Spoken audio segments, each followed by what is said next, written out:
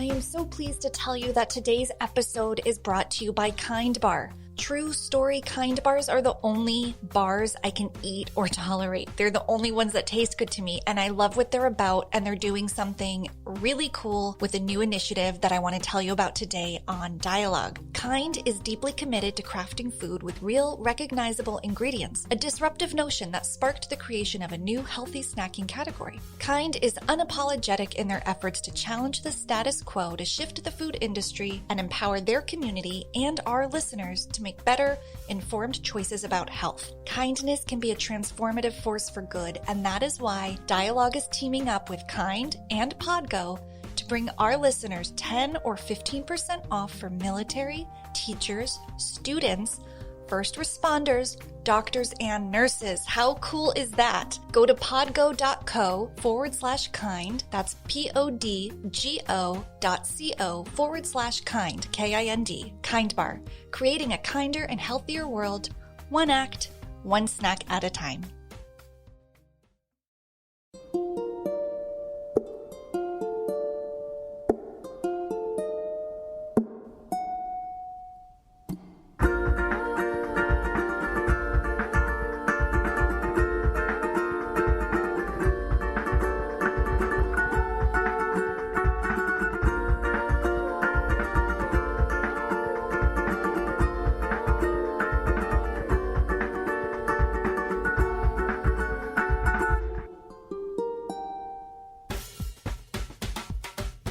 Hello and Happy New Year or something is my preferred phrase at this point.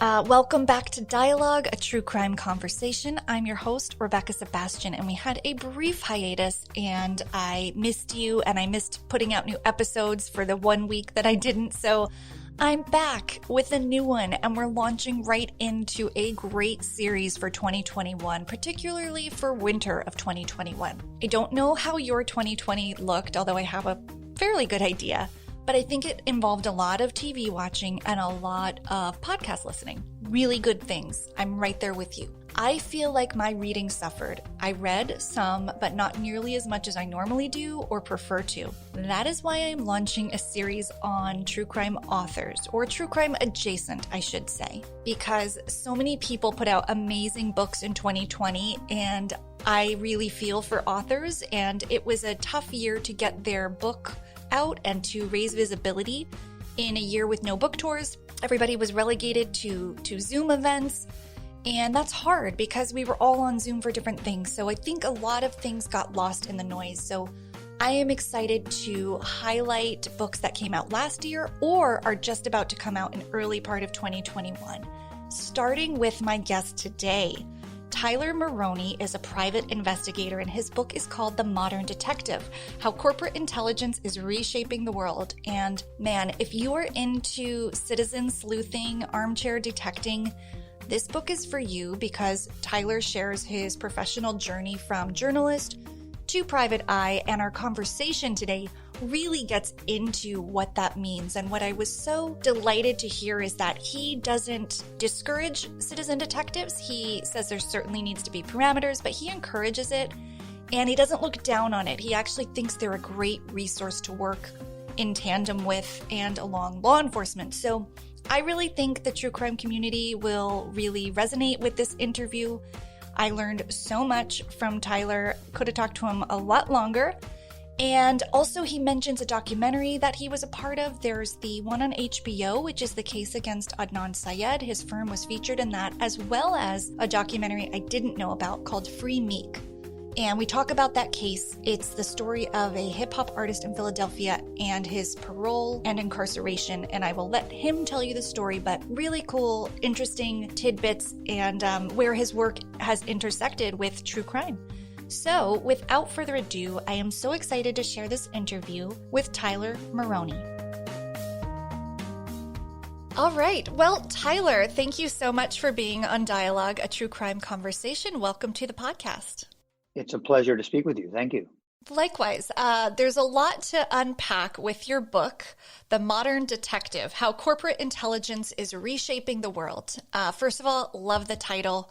I've joked, I've had a couple prosecutors on, and they're a bit more forward-thinking, progressive prosecutors, so I always call them the modern prosecutor. So this feels like a nice continuation of that brand that I gave them. So The Modern Detective, why don't you start with what you think that is, and we'll get into a little bit about how you became a private investigator and a detective. But what does that title mean to you? Where did it come from? So I have been a private detective for 15 years now. And over the years, I realized how often private investigators are maligned in the press or seen to be people who are willing and able to break the law for their clients.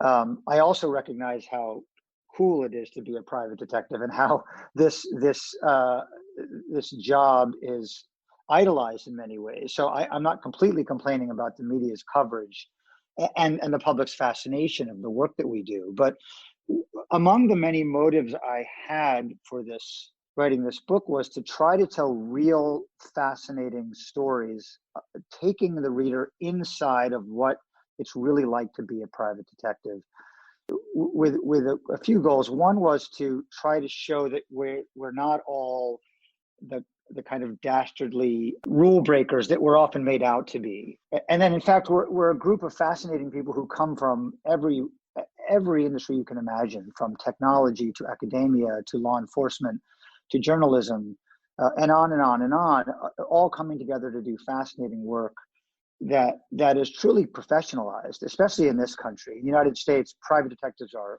licensed. So we actually have rules that we need to follow. We have a regime that oversees how we operate and what we do. But more than that, one of my goals was to show how prevalent we are, like how big of a field it really is, and how often we're involved, not just in a business deal, but in a dispute or in, kind of anytime you pick up the newspaper or read an article, especially in the business section, there's usually a private detective who is involved in that case.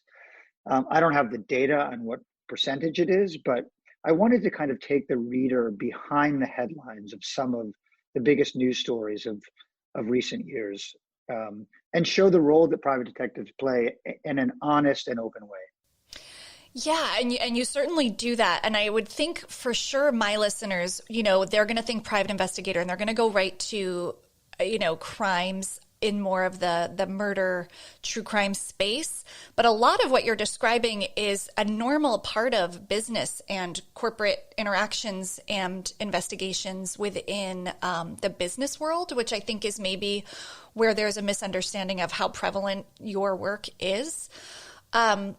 So let's talk about that role. And first of all, you came in it by way of journalism. And as you just mentioned, people come to the field from a lot of different places. How rare or not was meeting other journalists who found themselves doing PI work like you did? It's pretty common, actually, and especially journalists who did investigative work. And I distinguish that from general journalism, because investigative journalists are charged with finding hidden information often and excuse me, revealing some kind of wrongdoing, whether it's corruption or financial frauds or what have you. And so in that sense, I really feel that my work as a journalist was excellent training for the work that I do, because journalists are often charged with having to get really smart really quickly on new topics, which is a very common theme in the private investigations world. And also being creative about finding information, whether it's in the minds of a source or a witness, or living in some obscure document that does not live on Google. So being able to get smart quickly on very sophisticated and obscure topics, but also having the obsession and the neuroses to keep looking for information when you don't find it is, I think, a huge component of that work. Yeah, I could see that trait obviously parlaying really well into PI work. What other things do you think you had as a journalist And or what were you missing that really needed to be honed to be successful? So when I first became a private detective, I joined the world's most famous corporate PI firm called Kroll. And there was a very rigorous training regime in place, which I went through. And I learned a lot really quickly. I mean, having been a journalist, I had my share of successes, but my success was mostly based on picking up the phone and persuading people to talk to me. And I think many journalists do that today. But what I learned very quickly was that there's a whole world of information out there that I had not really used. I didn't really have access to and know how to find. For instance, filing, Freedom of Information Act requests, or grabbing public documents that are very obscure that again are not on Google, whether it's the deed for a home or an archived lawsuit that's sitting in the archives of a courthouse somewhere, but is not available online, or even more obscure documents that I've written about. One is called a Uniform Commercial Code financing statement, which basically shows that there's a debt that's owed to somebody, and we've used those to crack cases to show that millions of dollars were stored offshore somewhere. And I just bring those up as kind of relatively obscure and little known documents that journalists often don't use, and I learned very quickly as a private detective to use. And I often feel that if I went back to journalism, I'd be much better at it, having been a private detective. Oh, that makes sense. So I'm sure you're aware that in the true crime community, there's a growing movement of citizen detectives. I'm sure you've heard the term.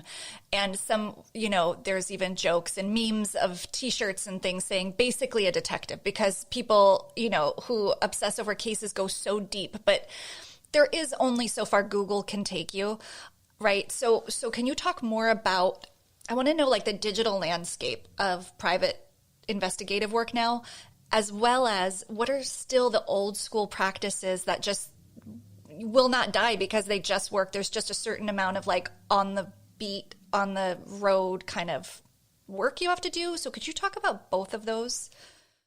Absolutely. Well, first, let me address your first point, which was about citizen investigators or crowdsourcing.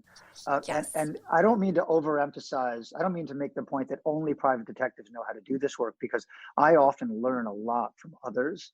We were the investigators for the producers of the HBO film, The Case Against Adnan Syed, Oh, yeah. which picked up from, of course, the Serial podcast. And although we made quite a lot of progress in that case, which was shown in the film, we were very aware of what everyone else was doing in that case. I mean, it's funny, at first we were a little apprehensive about taking the case because we were worried that so many people around the world had already dug into this so deeply that there was nothing left to do.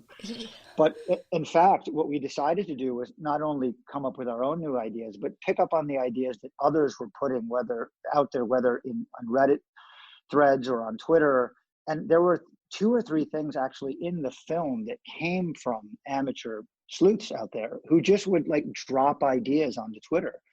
One of the most important of which was this idea that I'm sure you remember it quite well. There were these very symmetrical markings on the victims on Hayes' body. And to this day, no one has discovered what caused those. They're kind of, I forget exactly what we refer to them as, but kind of double diamond shaped markings. And this led to a whole investigation of ours in which we brought in some forensic analysts to help us understand what those might have been. And we got that idea from Twitter. And so I just encourage people to jump in whenever possible. I'm really glad you're saying that. One, that you're recognizing it, that there are some viable leads that can come out of it. And I definitely want to talk a little bit more about your work in the Adnan Syed case. We can go back to that. But do you see any dangers in civilians and citizens getting super involved in cases? Do you think there's some lines that need to be protected? I think so. And part of it is that in many cases, we are hired by lawyers. And the advantage of that is that we have a very clear legal strategy that we're working under. And I'll give you a quick example. I hope this isn't too much of an aside, but I think you'll appreciate it. Is we often do cases for civil rights attorneys who are suing the police department and the city after someone has been exonerated. So if someone has been proven to be innocent of a crime, it's very common for them to then sue for having been imprisoned against their will when they're innocent. And the reason I bring that up is that in a case like that, it's often assumed that our goal is to figure out who the real killer is, when in fact, that's not really our priority, because the goal is to show that there was police misconduct in a lot of cases. Now, look, if we can show who the real killer was, if this was a homicide, it certainly helps, but that's not really the assignment. And I mention that as an example because I think it's often assumed by amateurs that you just have to, quote unquote, crack the case. And part of cracking the case might actually involve violations of people's privacy. And also people get so excited about their leads that they end up contacting witnesses in the case and actually poisoning it, whether it's poisoning the investigation on behalf of the police department or on behalf of private detectives. So I suppose I would say I don't ever want to tamper down anyone's ambitions to work as an amateur sleuth, but I would say that my one warning is to be cautious about people's privacy and not trying to chase every lead that you can by contacting everybody, because you might scare away a witness. Yeah, I think that's a really important distinction and worth noting. And I know some people who are even considered leaders in the movement of citizen detectives will say, you really shouldn't also be like releasing names of people and, who are not associated with the case. There's some things in place that hopefully people will consider as they look into it. But as you've seen on Twitter and Reddit, I mean, there's a lot of activity and interest, and particularly in the murder of Hae-Min Lee, because of what Serial did in terms of publicizing it. People feel so strongly about it. I would just have to ask, where you landed on that, if you can talk about it. And those marks that you brought up, I watched the doc, I rewatched it to refresh my memory, and you were able to kind of go back and zero in a little bit more on Alonzo Sellers, who was only kind of very peripherally Mr. S mentioned, or I think that's what they called him in Serial, but he was really identified in the HBO doc. So you were able to uncover some connections between those patterns and possibly his boots. I mean, I hear you on not having to prove it. You're not trying to crack the case and offer up another murderer, but certainly putting forth viable theories was helpful. Yes. And was that the strongest connection you felt you guys made and uncovered? This case was profoundly difficult, and even by Sarah Koenig herself admits how difficult this was. I think she's joked that she's giving all these awards for a crime that she never solved, but that's to her credit as someone who's a storyteller, as someone who understands that the dot connecting itself is fun, and also the characters and these kind of fascinating characters that we followed and are still following to this day. I mean, I think one of the things about Adnan's case that's so difficult is that there's so little evidence. And when you think about it, I mean, if you look back, there's very little DNA. There are very few witnesses. There certainly is evidence of, problems within the prosecution and the police investigation itself. I mean, this was Baltimore in the late 90s when the detectives were totally overworked, and there were more bodies in the streets of Baltimore than they knew what to do with. And this is by their own admission, by the way. This is not even a critique of the Baltimore Police Department. But going back and trying to look at it 20 years later is even more difficult. And I think maybe, what our investigation was able to do is pick up on more leads of what went wrong during the investigation. I mean, going back to what mistakes people make often is they seize on narratives that they think are fascinating, like an alternative suspect. And then, amateur sleuths might put out information about them, which is essentially doxing somebody, especially if they're not truly a suspect in the murder. Just because you think it's interesting doesn't mean it actually is. And so I think it takes a lot of restraint, to be honest with you, about whether or not you should go public with your suspicions, as opposed to your the evidence that you're actually collecting. Yeah, that another good distinction. It might be interesting, actually. It just might not be relevant, and it might be premature to share, right? Right. Yeah. So one of my questions, and I think we're kind of answering it in a roundabout way, but I'd like to get it direct. So, when you're working on cases that aren't homicides or criminal felonies, is the scope of work the same as it would be? Do you approach it the same way as you do in a criminal case, the way you would do in a corporate, more of a, I'm not sure what the word is, but like a white collar investigation? Is the intention and approach the same, pretty much? It is. I mean, and to answer the question slightly differently, it kind of depends on who your client is. Sure. I mean, there is a case I describe in the book in which a private detective who specializes in computer forensics, which means extracting data from hard drives and cell phones and other places. And I go into a business, a private equity firm. And the assignment was to see if one of their own employees, a senior executive, was involved in fraudulently moving money out of the private equity firm. And that case is quite different than many cases because it was an internal investigation, by which I mean the company itself hired us to investigate one of its own. And the great advantage we have as private detectives in those scenarios are that we are given access to company information. So we were able to look through the company's own emails, and we were able to get what information that was stored on the employees' own hard drives, because those hard drives were not owned by the employees, they were owned by the company. And that is a very rare situation to be in, where you have access to that kind of data.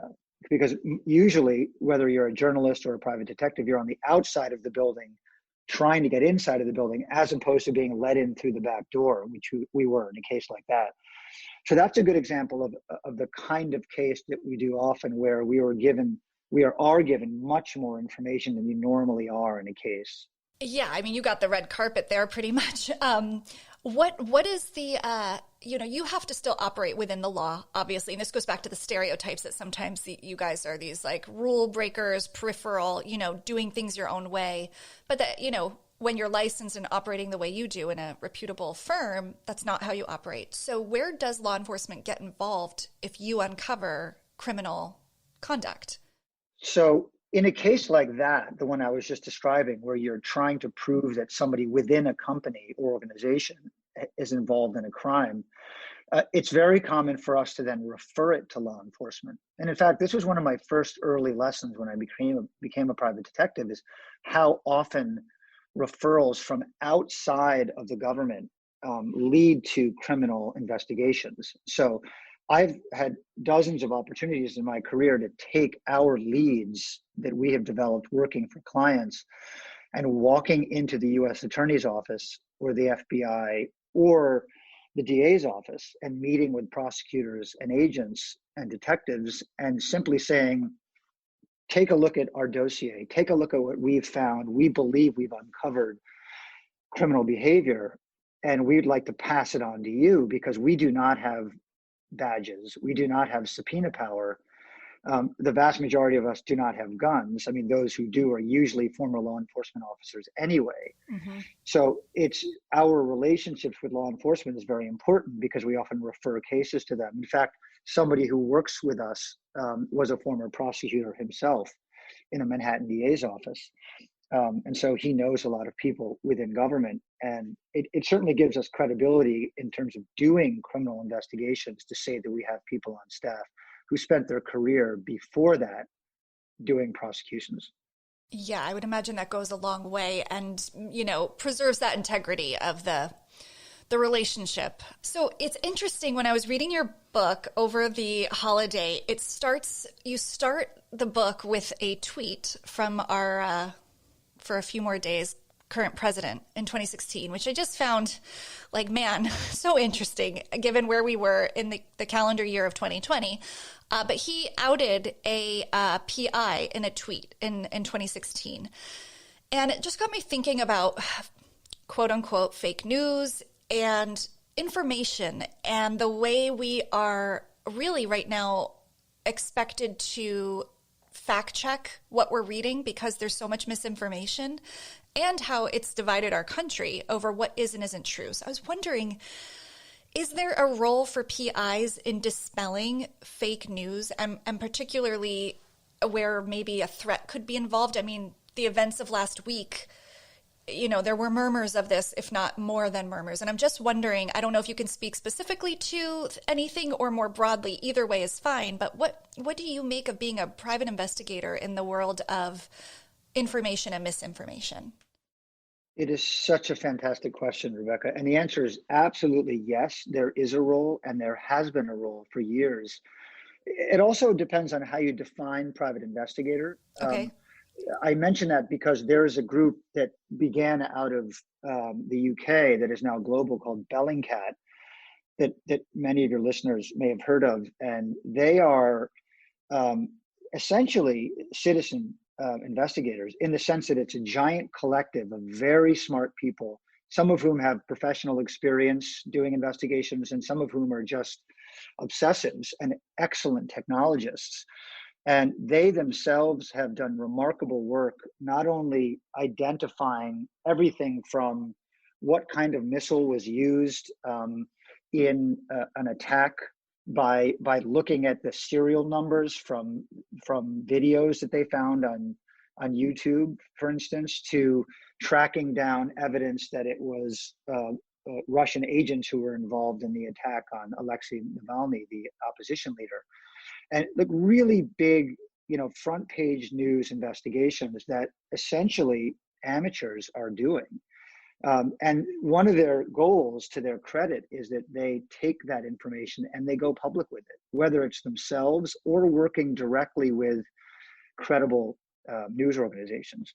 But beyond that, our group and others do many cases trying to identify disinformation and misinformation online.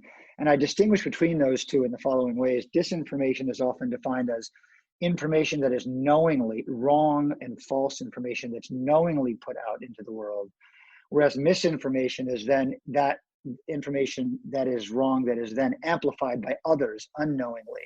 Oh, interesting. And as we all know, our social media networks have become the place where so many of us get our news without really checking the source of that news. And then we take what we learn and we push it out to others without double checking the accuracy of it. Not that it should be all of our responsibilities to always double check the accuracy. We should, I believe, depend on, true mainstream media organizations to do that, among others, like groups such as ProPublica, which in the last 5 or 10 years have really filled the gap of doing investigative journalism. But I mention that to you because it is a huge part of our work and others trying to not only figure out where that disinformation lives, but where it began and how it was amplified. So we might be able to discover that a certain hashtag was first used 2.5 years ago, and that 20 million people have since reposted with the same hashtag, but in fact the hashtag was created by some foreign actor or by some nefarious group that was trying to intentionally push a false narrative. So a lot of it is doing in many ways what the traditional media does, which is to try to figure out where stories come from and how important they are. So in recent events that are happening in our country, this is so interesting, really helpful. Has anybody enlisted you or your firm to work on anything, or are you just personally sort of doing this? Can you help yourself? I'm just wondering. I mean, we've done work like this over the years, yes. And I would, and if you read about it closely, which it sounds like you are, one of the things that many people are doing now, like citizen journalists, that is, and other investigative groups, is identifying people who were part of the protests and charged the Capitol, because law enforcement has not been able to identify all of them yet. Mm-hmm. And the information that is then collected is then shared, whether it's shared on Twitter or shared with law enforcement or shared with the Washington Post. That information then becomes part of the public record. Yeah. And whether it's law enforcement officers or congressional committees or journalists, or advocacy groups or NGOs, people will pick up on this information, and they will hopefully verify and corroborate it, and then use that information to try to ultimately tell the true story of what happened that day and what is happening in our country. Right. So my personal opinion is that, and I hope you'll stay with me and indulge this, or tell me I'm reading too many, I'm going down too many rabbit holes, but I'm sure you've heard of QAnon. And I'm wondering, to me, it feels like the perfect thing for a private investigator to get to the bottom of. Like, is QAnon really a person? I suspect it's not a one person, like pulling all these strings, but it's an entity or a group or something that is really influencing a big group of people. And I was just wondering, is that something you could see private investigators trying to pull the veil back on to actually get to the bottom of who's behind that messaging? I mean, I'm sure it's already happening on some level, but what are your thoughts on that? The answer is yes. And we have worked on some projects where we have looked at the QAnon movement. And I'm really glad you asked, because it's not just a fringe movement. As you know, people who are QAnon followers have now been elected to Congress. And so it makes it even more of a pressing issue. And so identifying who is part of QAnon, where it comes from, what it means, how it spreads, why it spreads, those are all really important things to do. And I would say that I think for your listeners to understand that it's not just identifying it for the sake of identifying it. I mean, private detectives are hired by law firms who are involved in litigation, so legal action against people who've been harmed, for instance, by QAnon followers. So in that case, it might be part of a civil proceeding. Okay. It might be part of identifying people who have been engaged in criminal activity, because it's not just what's happening online. I mean, this is the danger of conspiracy-minded people, is that they take it out of the internet and into the real world. I mean, probably the best example of that is the man who drove up to the pizza shop in Washington, D.C. with a rifle and went in to look for evidence that Democrats were involved, in harming children, which of course there's zero evidence of any of that.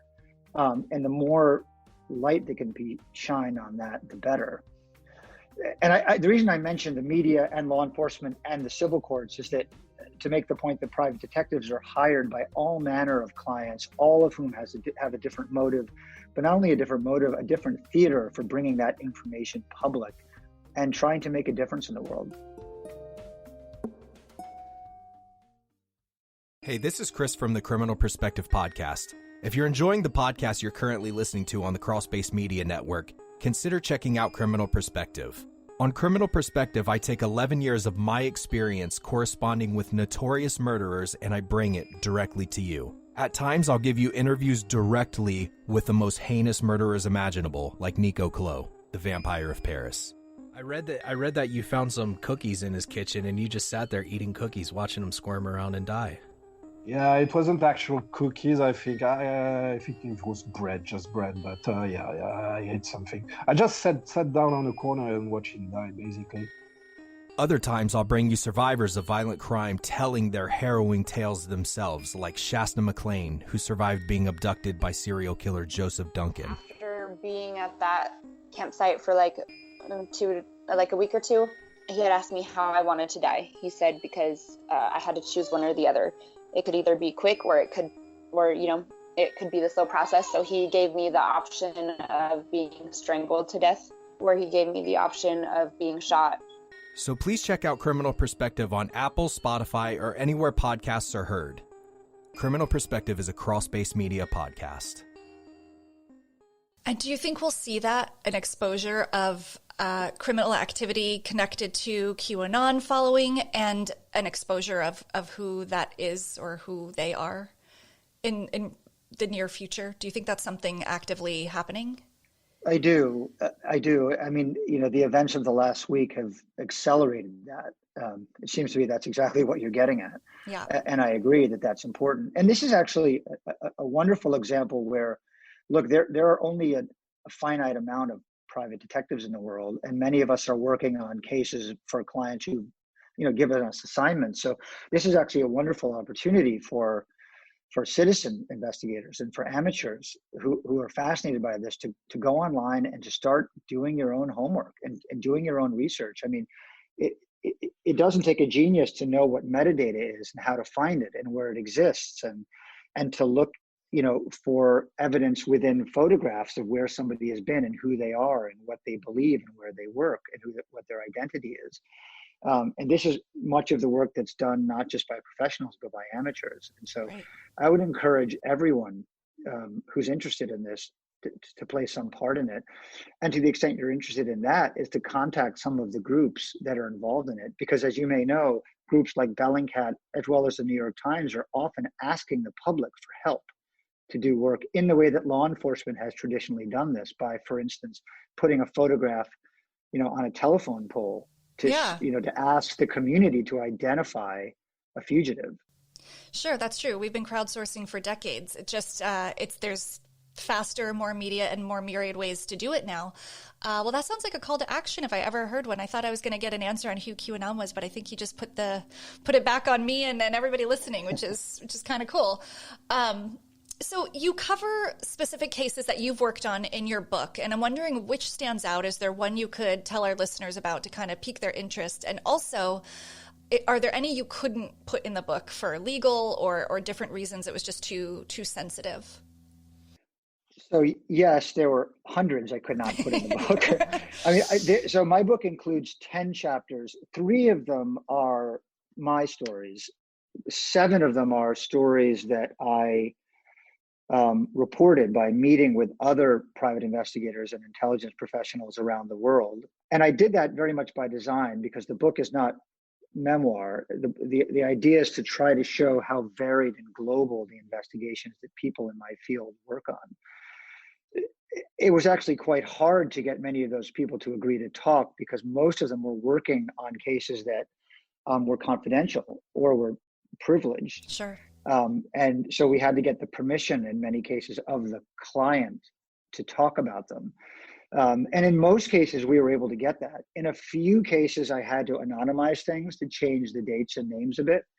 And we felt that it was worth doing that, because although it was not fictionalized, we had to do just enough to hide the details so that you couldn't identify what the case was. Yeah. But if your question is, do I have a favorite 1 or 2? I have a favorite, 50 or 60, I have to confess. Well, share one. I would love to hear, and I would love for listeners to hear.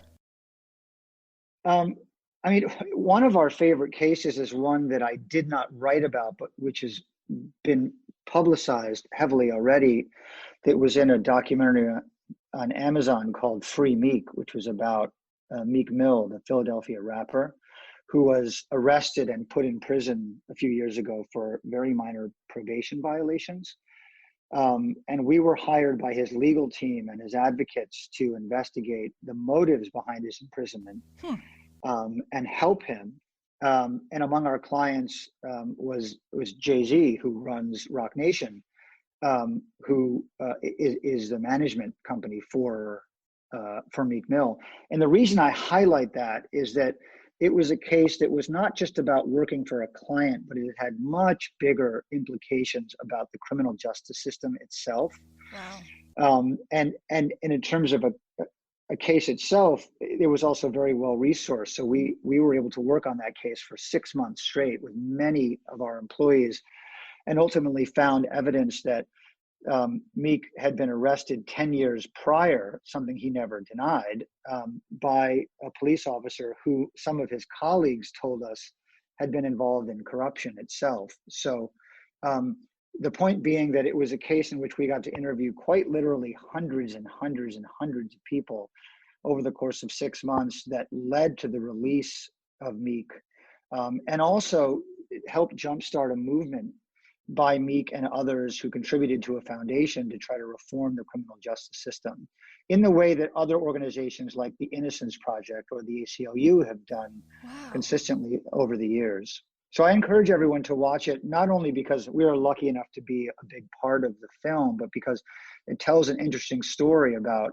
what it's like to be young and African American in this country, and to be, as Meek was, on probation quite literally his entire adult life until a year or two ago. That is so interesting. And what that feels like. I've had a lot of guests on. We've talked a lot about wrongful incarceration, so that sounds like right up my alley. I'll link to it in the show notes. I'll find the doc. So in that instance, what were the charges? Why did they bring you in? To investigate why this extended probation was still active?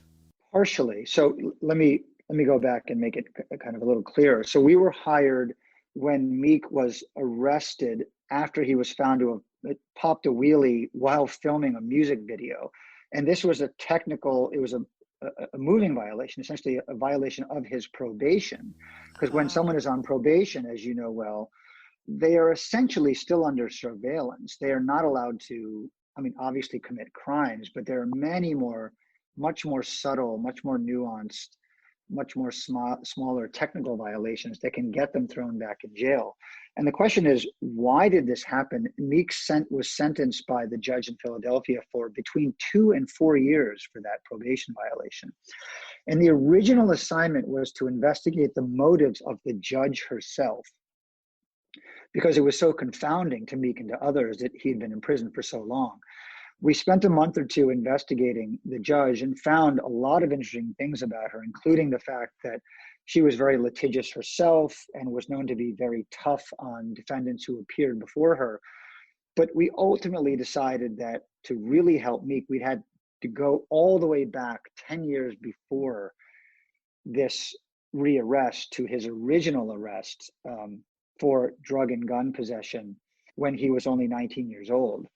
And by re-examining that original case, we found a whole host of evidence about possible police corruption within the Philadelphia Police Department, including getting 2 or 3 police officers who were on the scene the day Meek was arrested, who told us in affidavits that there was corruption within the police department. Wow. And that some of the officers involved in Meek's arrest may have been involved in that corruption.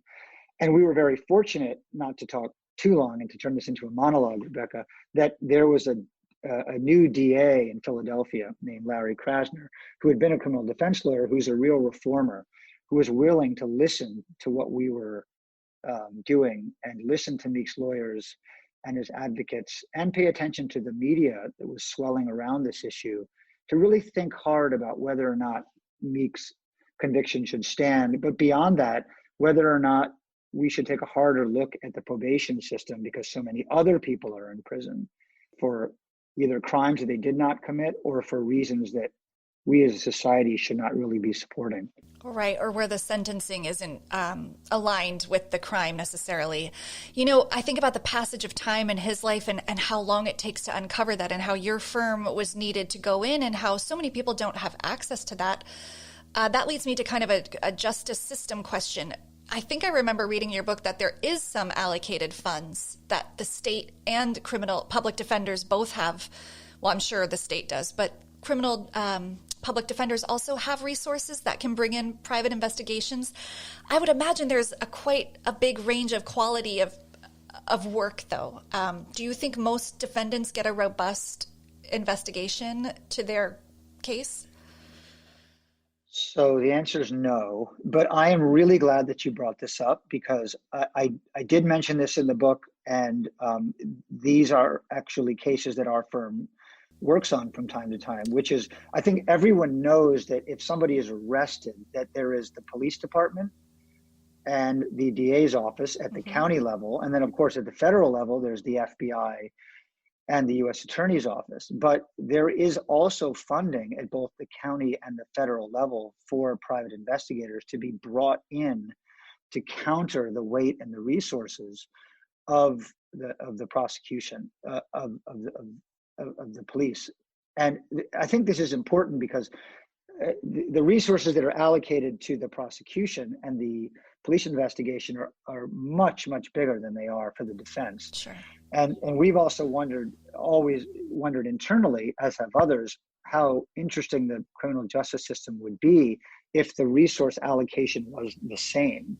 And the other reason I'm glad you bring it up is because for people who do private investigative work who are not aware of this, I encourage everyone to look into this work, because there is fascinating work to be done for mostly indigent defendants, meaning those who cannot afford to have not only a lawyer, a criminal defense lawyer, but an investigative team. And it's a fascinating part of the job that should be highlighted more. So you could do that work pro bono if a licensed private investigator could help a client with that if they want to. Well, not pro bono. You're paid for it. There are resources allocated. Oh, I see. There are limits to the number of hours that private detectives are given. So, for example, a judge will grant a legal team a certain amount of hours and dollars per hour to bring in a private detective. Okay. To work with them. And I think that's crucial to be done, because, think about what a private detective can do early on by going out and interviewing witnesses or collecting video surveillance or the kind of things that counter, the government's case that can really help the defense. Oh, definitely. Have you ever worked in a missing persons case? Have you ever been hired privately by a family to help locate somebody? And is it as hard to disappear as I suspect it is? It is hard to disappear. There was actually a fascinating article, I think it was in Wired many years ago, about a reporter who either he or she tried to disappear intentionally and challenged people to find the reporter. Oh, wow. Or the reverse. I'll look it up and send it to you, but it's a fascinating article, because it shows how hard it is to not have any digital footprint at all. But the answer to your question is yes, we are often hired to find people who've gone missing. And one of my favorite cases actually was on behalf of an estate of a very wealthy woman who had died. And the assignment was to find one of her heirs so that heir could be given millions of dollars. Oh, that would be the best news ever if you.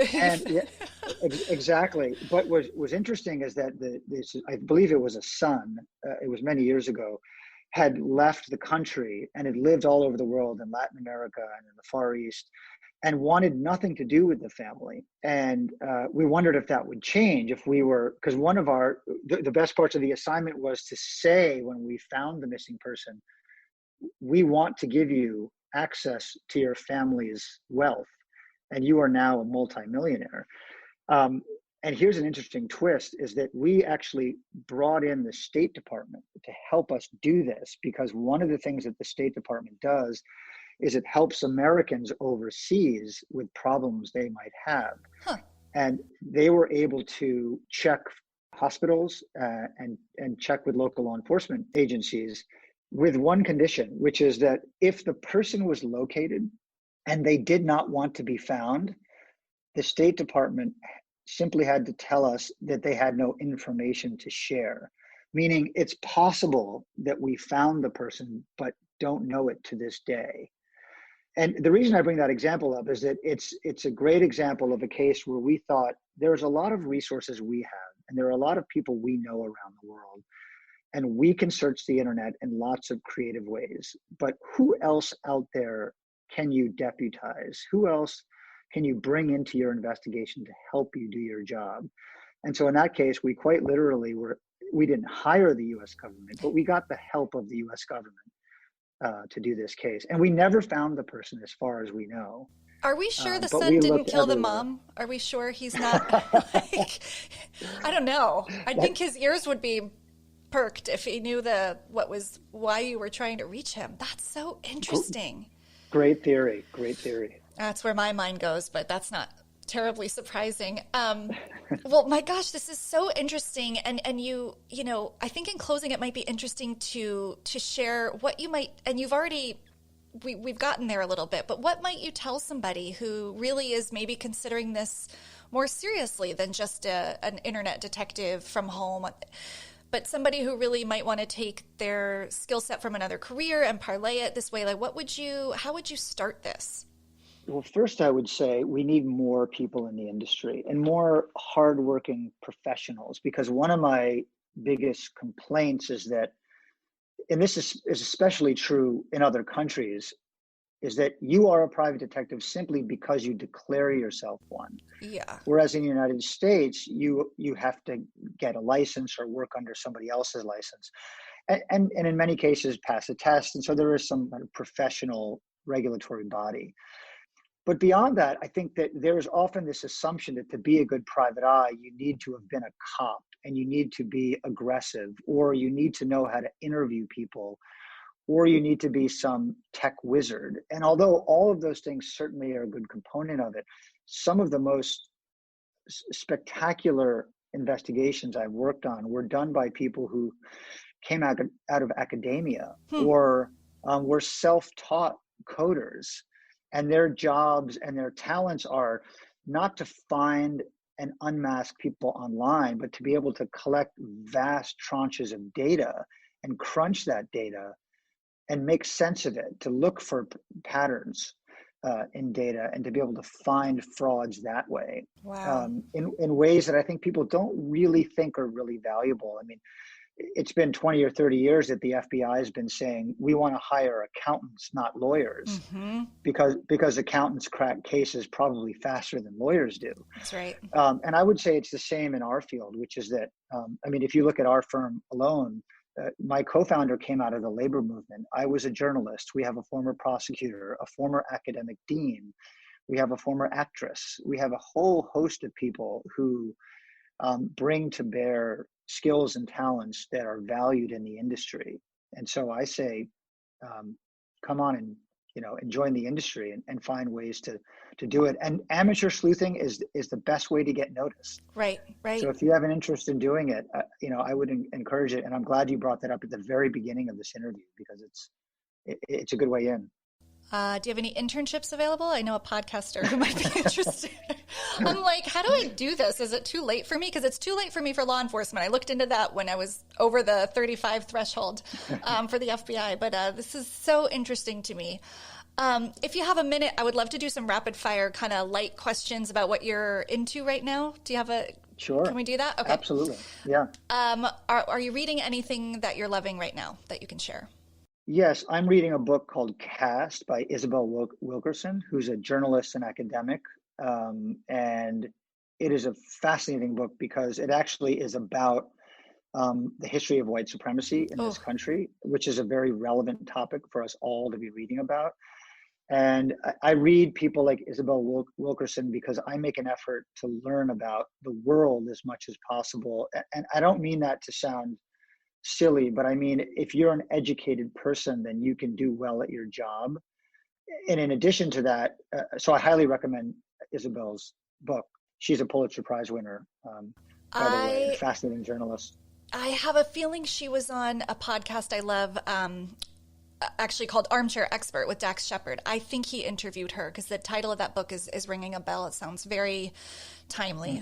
How about watching? 2020 was the year of watching a lot of shows. I don't know if you have young kids, so maybe you couldn't, but are you watching anything, or did anything stand out from the last year that you've watched? Well, obviously Tiger King. I think I may have watched every episode in one day. That was a blur for me too. That was crazy. It just keeps, it kept getting better and better and better. I have rewatched True Detective on HBO. Oh, interesting. And if any of your listeners have not watched True Detective with Woody Harrelson and Matthew McConaughey, I highly recommend it for many reasons. One is that it's just excellent television. The production values are high, but for somebody who does investigative work and is fascinated with investigations, one of the things they're very faithful to is the dot connecting and is the building the momentum of cracking the case. It's not just about the characters and the music and the photography and the narrative. It's about cracking the case. And every episode shows the momentum of the detectives and what they learn and how they put it together. And they clearly had consultants who either come out of private detection or law enforcement, because they have these very subtle references to certain databases that we use or techniques that we use. Now they get to do much more fun and exciting work, like breaking into people's homes and, sure. And threatening law enforcement officers. But so it makes for good TV. But I highly recommend it, not only just for the entertainment value, but for actually like learning how to do some detective work. I cannot believe I haven't watched this yet. I'm embarrassed. I'm gonna that'll be my next show. That's what's happening probably tonight. Great. Are you a podcast listener? And what's your favorite? Oh boy, that's a tough one. I am, and I've been listening to a podcast called Drilled, which is about climate change. And it's about not just climate change itself, the science, but about the history of oil and gas companies and their role in climate change. And it's actually very investigative. The woman who hosts it is a journalist who is of the top order, and I think it's worth listening to it, because she not only does history of why we are in the climate crisis that we're in, but she points the finger at corporate wrongdoing and at corporate malfeasance and at the deception that has been engaged in by many large companies to engage in disinformation, to go back to that term, and to fund denialism, for instance. And it's also just great storytelling and great history. So Wow. I highly recommend that podcast to anyone who's interested in whether it's detective work or climate change or corporate malfeasance. All of the above. So another stellar recommendation. Tyler, before you go, I ask all my guests at the end of an interview, what is keeping you up at night? Literal, figurative, both. Well, this week, the state of our nation, I hope every one of us, every American would answer the same way. Yeah. And the other obvious answer, I think, is how poorly we have managed the coronavirus and what we can do. I mean, I'm a father of 2 young kids, and I hate to watch them have to be home all day and not to be able to be out with their classmates and their friends in the way that all of us are unable to do so. So I just really hope that our leadership can do everything it can to help us get past this, because there are some very clear, concrete steps that we can all take. And hopefully the next time you and I have a conversation, it can be in person. Oh, I would love that for many reasons. And I echo your sentiment. Thank you so much. Well, thank you for killing the small talk and being on Dialogue. This was fascinating. And I will make sure to link your book, The Modern Detective, How Corporate Intelligence is Reshaping the World, in the show notes so people can find it. Rebecca, I cannot thank you enough. Thank you for having me on. Dialogue is a Yellowtape Media production, edited by Jason Usry and produced and hosted by me, Rebecca Sebastian. Please be sure to subscribe to Dialogue, a true crime conversation, wherever you listen to podcasts, and follow us on social media. We are at Dialogue Pod across all platforms. You can also drop me a note or a guest suggestion or sign up for my newsletter at RebeccaSebastian.com. Be sure to join me every Wednesday for a new episode and another killer conversation.